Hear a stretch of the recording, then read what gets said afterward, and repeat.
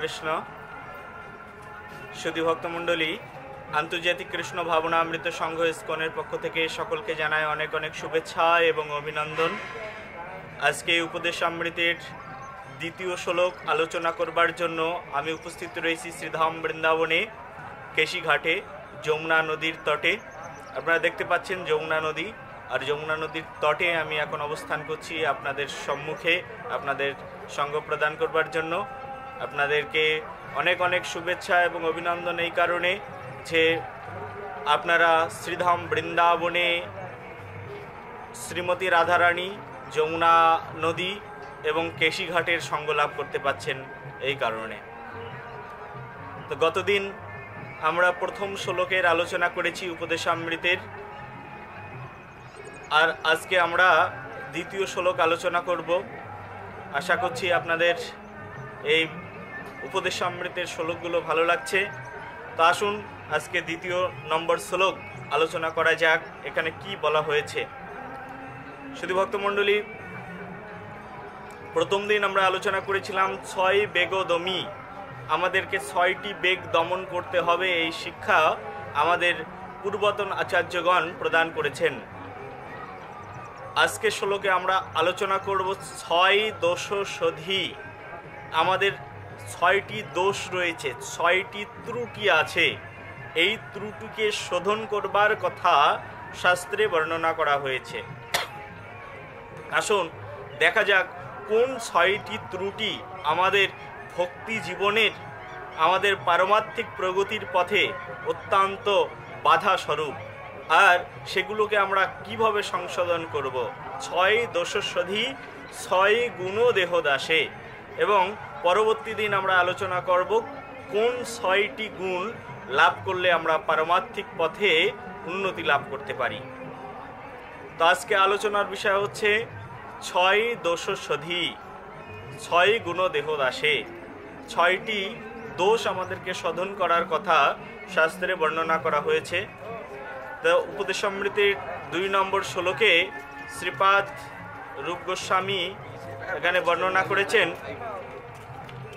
যে অত্যা আহার প্রয়াসস্য প্রজল্প নিয়মাগ্রহ জন সংঘর্ষ লোলংসা সর্বীর ভক্তি বিনশ্যতি। অত্যাহার প্রয়াসস্য প্রজল্প নিয়মাগ্রহ জন সংঘর্ষ লোলংসু সর্বীর ভক্তি বিনশ্যতি।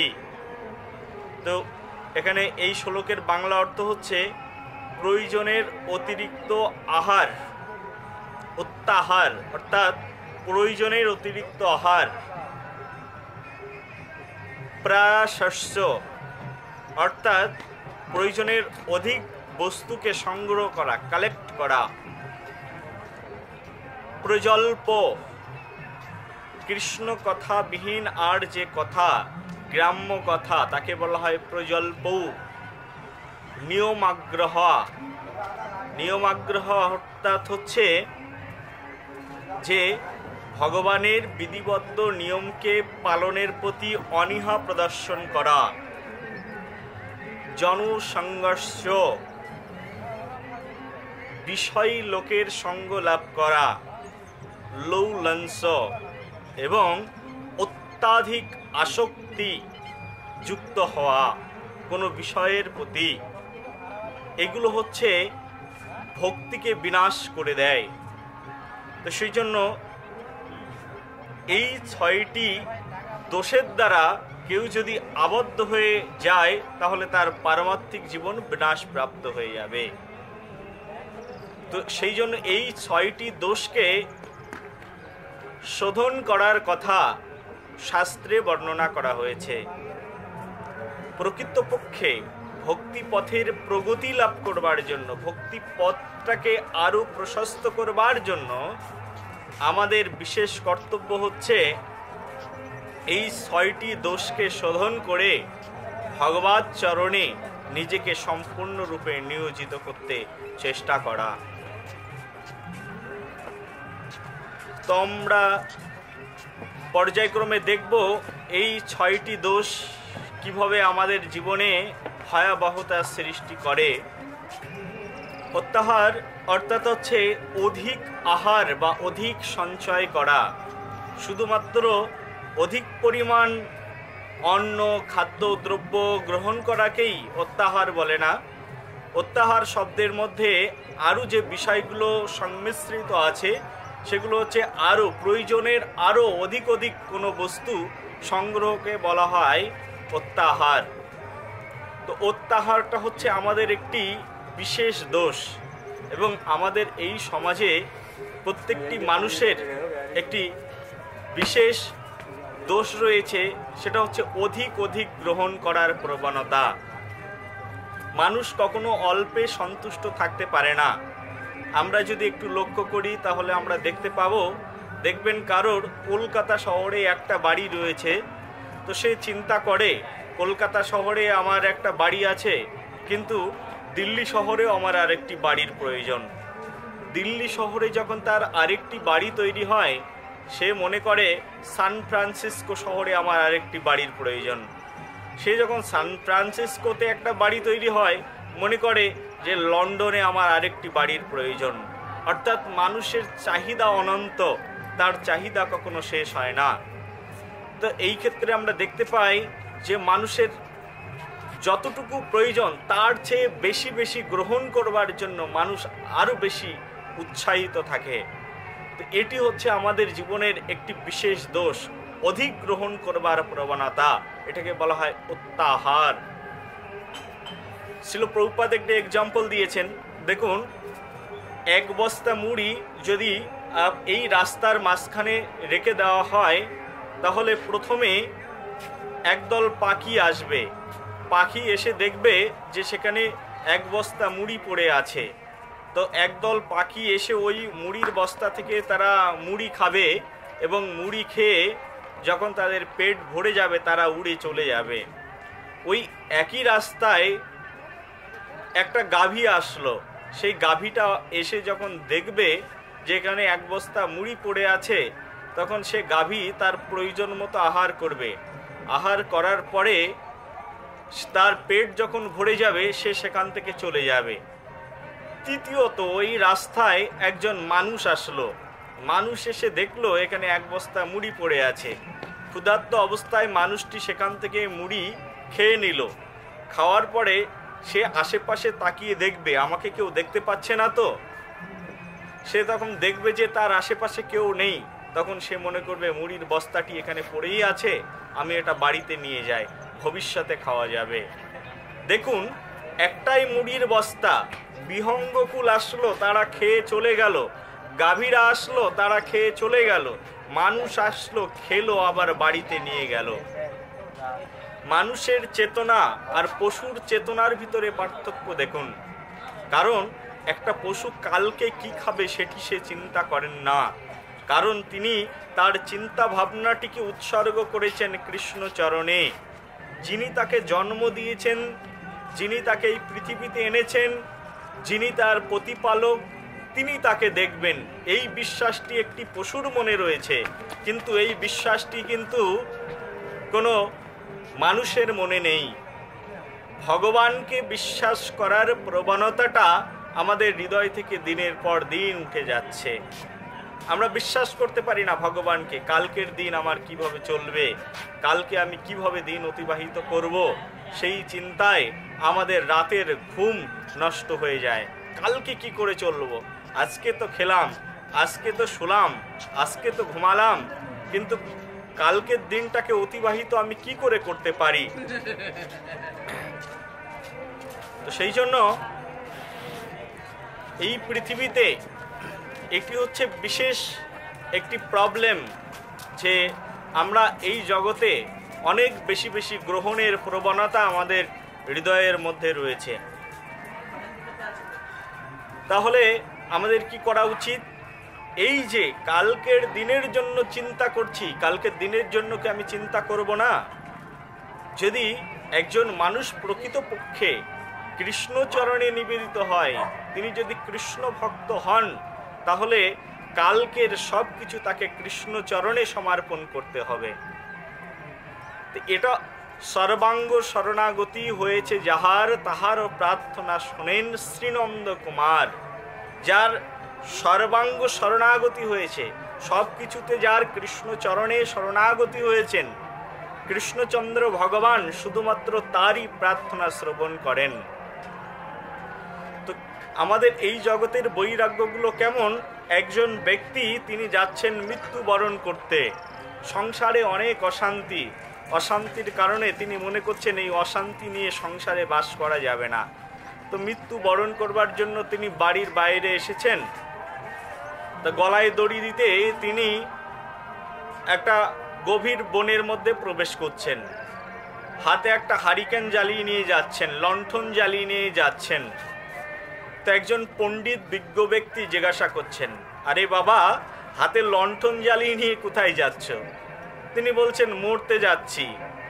তো মরতে যাচ্ছ, তা লণ্ঠন জ্বালিয়ে নিয়ে কেন যাচ্ছ? আরে যদি সাপে কামড় দেয়? আরে তুমি তো যাচ্ছ মরতেই, তো সাপে কামড় দিয়ে মরলেও বা কি, আর এমনিতে গলায় দড়ি দিয়ে মরলেও বা কি? সে ভাবছে, ও হো হো হো, তাই তো, আমার সাপে কামড়ে মরলেও বা কি, আর এমনি গলায় দড়ি দিয়ে মরলেও কি না। তবে আমি তো সংকল্প করেছি আমি গলায় দড়ি দিয়ে মরবো, সেই জন্য হাতে লণ্ঠন জ্বালিয়ে নিয়ে যাচ্ছি। তো আমাদের এই জগতের বৈরাগ্যগুলো হচ্ছে তেমন। আমরা যাচ্ছি মরতে, কিন্তু লণ্ঠন জ্বালিয়ে নিয়ে যাচ্ছি যদি সাপে আমাকে কামড় না দেয়। এ থেকে আমরা বুঝতে পারি আমাদের বর্তমান জগতের স্থিতি কোথায় এসে আমাদের জীবনের মানদণ্ডটিকে নিয়ে এসে দাঁড় করিয়েছে।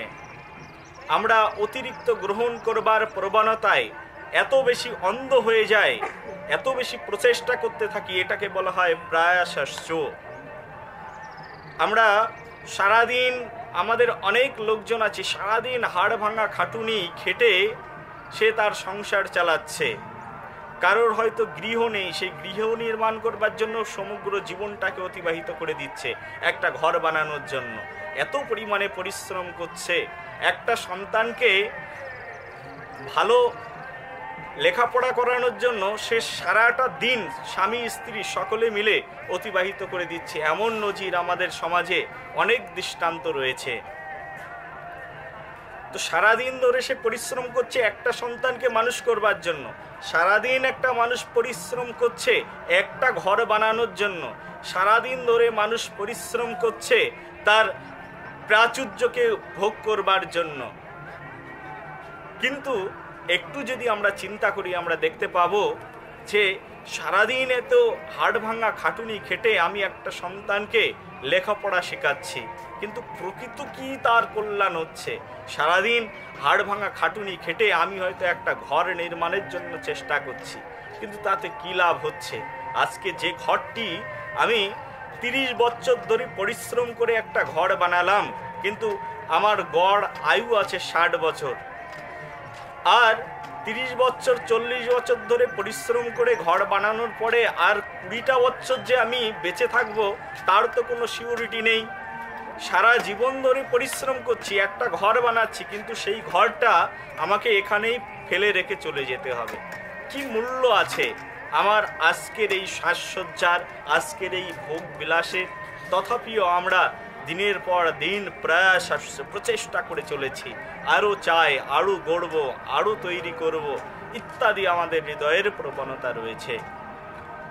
এটাকে বলা হয় প্রচেষ্টা। তো শাস্ত্রে বর্ণনা করা হচ্ছে এই যে অধিক গ্রহণ, যে আরও চাই, এই যে প্রয়োজনের মাত্রা, এটা হচ্ছে একটি বিশেষ দোষ। এই যে আরও কাজ করবার জন্য মন মানসিকতা, আরও ভোগ্য বস্তুকে গ্রহণের জন্য যে প্রচেষ্টা, এটা হচ্ছে আমাদের একটি বিশেষ দোষ। আরেকটি বিশেষ দোষ হচ্ছে প্রজল্প করা। এই প্রজল্প কি? প্রজল্প হচ্ছে কৃষ্ণ কথা বিহীন আর এই পৃথিবীতে যত কথা আছে সেই কথাগুলোকে বলা হয় প্রজল্প করা। তো শুধু ভক্তমণ্ডলী, প্রজল্পের একটা জ্বলন্ত দৃষ্টান্ত আমি দিতে পারি। এই জগতে প্রজল্পের জন্য কলি মহারাজ তার রাজত্বে এমন একটা প্রজল্পের মেশিন নিয়ে এসেছে যে প্রজল্পের মেশিনের ভাইরাসের দ্বারা সকলেই আক্রান্ত হচ্ছে। সেটির নাম হচ্ছে 4G ইন্টারনেট। দেখবেন আমাদের এই জগতে প্রজল্প করবার জন্য সবচেয়ে বড় উপদীয় বস্তু হচ্ছে এই জগতের এই 4G ইন্টারনেট। দেখুন, কিছুদিন আগে আমি ভ্রমণ করছিলাম, আমাদের কিছু ভক্তরা আমার সঙ্গে রয়েছে, তো দেখি একজন হরে কৃষ্ণ মহামন্ত্র জপ করছেন। জপ করতে করতে তার মোবাইল ফোনের মধ্যে টুং টুং করে বেজে উঠল, সঙ্গে সঙ্গে মোবাইল ফোনটা ওপেন, হরে কৃষ্ণ জপ করছেন, জপের মালাটা হাতে রয়েছে, হরে কৃষ্ণ, মোবাইল ফোন, ফেসবুকের পেজ, ফেসবুক উইথ হরিনাম মহামন্ত্র জপ। এটা হচ্ছে প্রজল্পমূলক হরিনাম কীর্তন। হোয়াটসঅ্যাপ ব্যবহার করা, ফেসবুক ব্যবহার করা, আপনি চিন্তা করুন, আপনি হোয়াটসঅ্যাপ ব্যবহার করছেন, ফেসবুক ব্যবহার করছেন, টুইটার ব্যবহার করছেন, কিন্তু আপনার পেজে আপনি কতটুকু কৃষ্ণ কথা প্রচার করছেন, আপনার পেজে কতটুকু কৃষ্ণ কথা আপনাকে উৎসাহ প্রদান করছে। আপনি যদি নিজের দৃষ্টিকোণ থেকে চিন্তা করেন, আপনি দেখতে পাবেন যে এই ফেসবুক, টুইটার, হোয়াটসঅ্যাপের পেজগুলো আমাদেরকে শুধুমাত্র প্রজল্পের মধ্যেই আবদ্ধ করে রেখেছে। ভক্তদের কথা তো ছেড়ে দিলাম, যারা ভক্তি জগতে নেই, যারা ভক্তির রাজত্বের মধ্যে প্রবেশ করেননি, তারা সারা দিন সারা রাত হোয়াটসঅ্যাপ, ফেসবুকের এই প্রজল্পের মধ্য দিয়ে তারা দিন অতিবাহিত করছেন।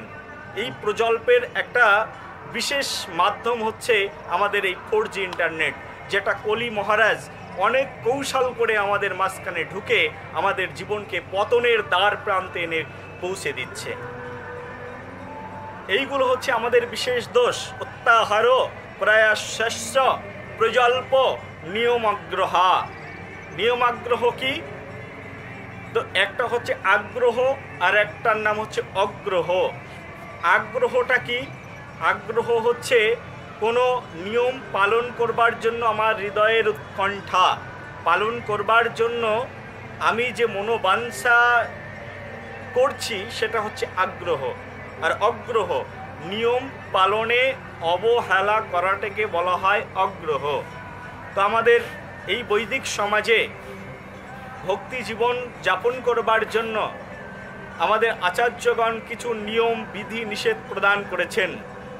এই সকল নিয়ম পালনে যখন আমরা অবহেলা করছি, এটাকে বলা হয় নিয়মাগ্রহা, অর্থাৎ নিয়ম পালনে আমি অবহেলা করছি।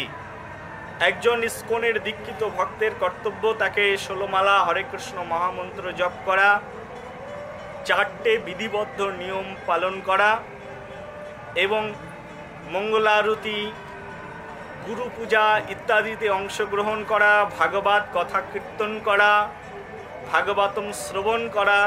যখন আমার কাছে সময় আছে কিন্তু আমি এগুলো পালনে অবহেলা করছি, অর্থাৎ আমি নিয়ম নীতি পালন করছি না, এটাকে বলা হয় নিয়মাগ্রহা। আবার নিয়মের কথা বলে আমি সেগুলোকে শুধু নিয়মের কথাগুলোকেই সামনে হাইলাইটস করছি, কিন্তু অন্তর থেকে সেগুলোকে আমি গ্রহণ করছি না, সেটি হচ্ছে আরেকটি নিয়মাগ্রহের মধ্যে পড়ে।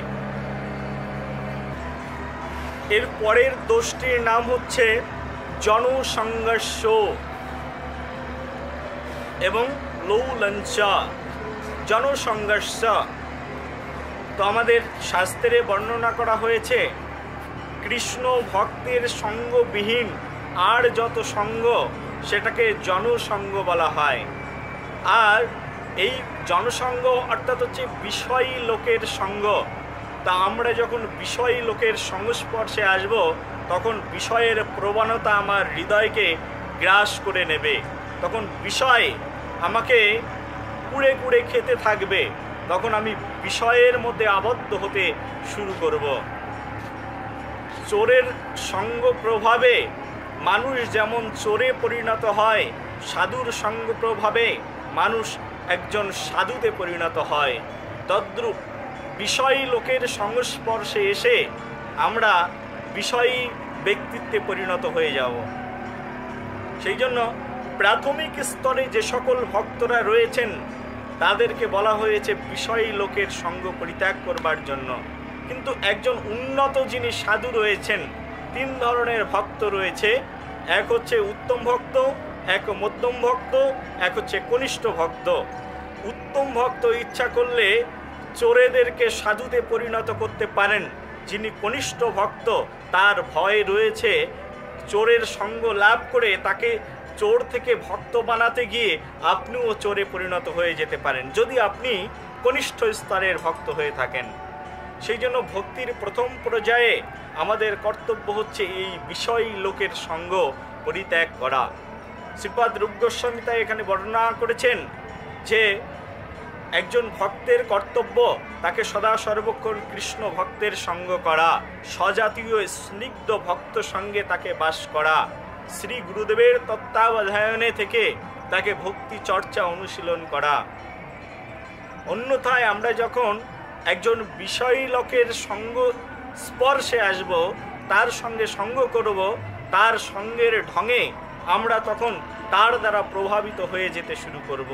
সেই জন্য এই জনসঙ্গ, এই বিষয় লোকের সঙ্গ পরিত্যাগ করার কথা শাস্ত্রে স্পষ্টভাবে বর্ণনা করা হয়েছে।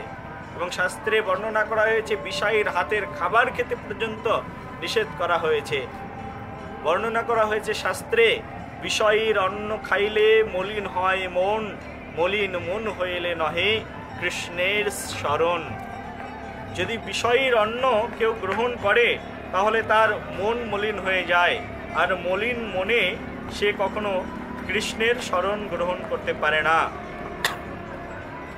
সেই জন্য শুধু ভক্তমণ্ডলী, আর এই বিষয়ী সঙ্গ করতে করতে আমরা যখন আরও বেশি আকর্ষিত হয়ে যায়, কোনো বিষয়ের প্রতি যখন আকর্ষিত হয়ে যায়, যখন মোহগ্রস্ত হয়ে যায়, ওই বিষয়টি পাওয়ার জন্য উৎকণ্ঠায় থাকে আমার মন, এটাকে বলা হয় লৌলাংশ। এটা হচ্ছে সরবীর ভক্তি বিনশ্যতি। আমাদের এই 6টি যে দোষ আছে তাকে আমাদের ভক্তিকে বিনাশ করে দিতে পারে এক মুহূর্তে। সেই জন্য শুধু ভক্তমণ্ডলী, আমরা যদি প্রকৃতপক্ষে ভক্তি চর্চা অনুশীলন করতে চাই তাহলে আমাদেরকে এই 6টি দোষকে শোধন করে নিয়ে আমাদের জীবনযাত্রার মানদণ্ডটাকে এগিয়ে নিয়ে যেতে হবে। অত্যাহার বন্ধ করতে হবে, অতিরিক্ত গ্রহণের প্রচেষ্টা বন্ধ করতে হবে। সাধারণত আমাদের শাস্ত্রে বর্ণনা করা হয়েছে এবং আমাদের একটা বিশেষ নিয়ম আছে। যেমন আমি কিছুদিন পূর্বে পুনেতে আমাদের একটা ইস্কন মন্দির আছে, সেখানে ছিলাম। তো সেখানে নিয়ম হচ্ছে একজন ভক্ত খুব জোর, তিনি 3টে ড্রেস ব্যবহার করতে পারবে, 4টে ড্রেস, তার বেশি হলে চলবে না। তো আমাদের ওখানে অনেক বড় বড় ভক্তরা রয়েছেন।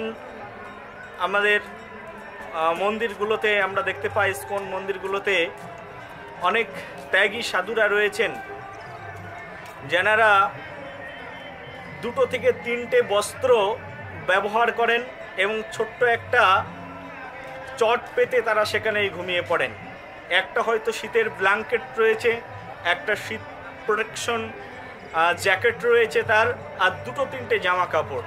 কিন্তু একটা গৃহস্থ বাড়িতে গেলে দেখবেন সেখানে কত যে তাদের হাজারো জিনিসপত্র নষ্ট হয়ে যাচ্ছে, সে কথা বর্ণনা করে শেষ করা যাবে না। আছে, তারপরে আরও চাই। এই যে আমাদের অত্যাধিক অত্যাহারের প্রচেষ্টা, অত্যাহারের যে বাসনা, এটাকে আমাদের হৃদয় থেকে অপসারণ করবার জন্য আমাদেরকে চেষ্টা করতে হবে।